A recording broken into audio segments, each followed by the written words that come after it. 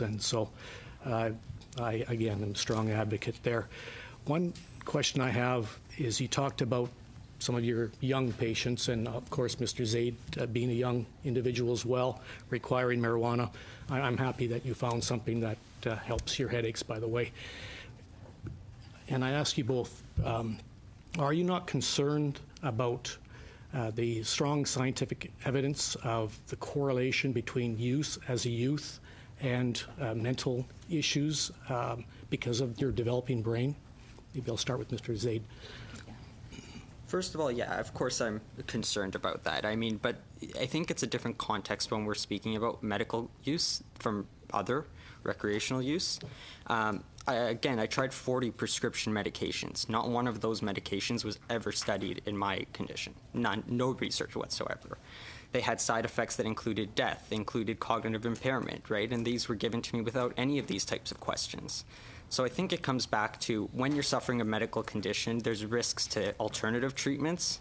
There's risks to not having effective treatments. So for me, the risks really weren't comparable to the benefits that it could afford me. And I think that's the issue with lots of patients. And the second aspect I would propose is also, we talk a lot about cannabis as a whole, but really there's hundreds of chemicals within the plant itself.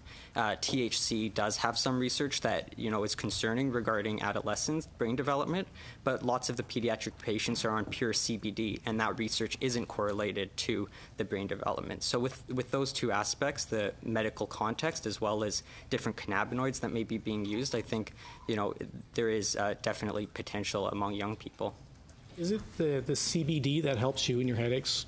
Or is it a mixture of both, or is it the THC? What has helped you? Yeah, so it's a mixture. During the day, I usually use mainly CBD. I'm on cannabis right now. I don't think anyone would think I'm impaired. Most people wouldn't think I have a very severe chronic illness either, right? I have effective symptom management. I'm not high. I use a bit of THC at night. It helps me sleep, and that's such an important thing to having a healthy lifestyle. So overall, it's really effective to improving my quality of life. Ms. Elisma, you mentioned that you're a cancer survivor, and you continue to use CBD. You mentioned in your presentation.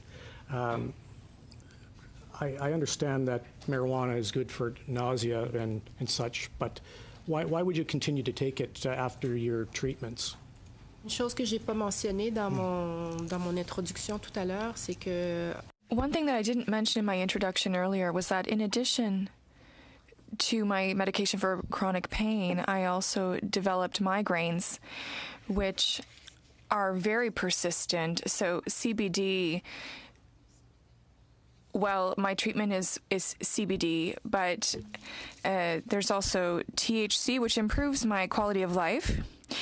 And currently, I have no problem with migraines. They've completely disappeared since I started this treatment. Before, I was using a number of different prescription medications, like naproxen, very powerful medications that created difficulties, health problems.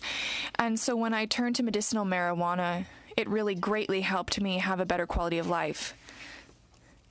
So it's a treatment that I wish to continue.